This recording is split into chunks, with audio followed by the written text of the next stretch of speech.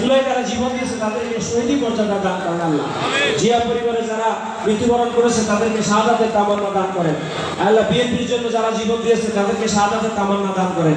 যারা আহত হয়েছে, যারা পঙ্গুত্ববরণ সুস্থ সুন্দর করেন আল্লাহ।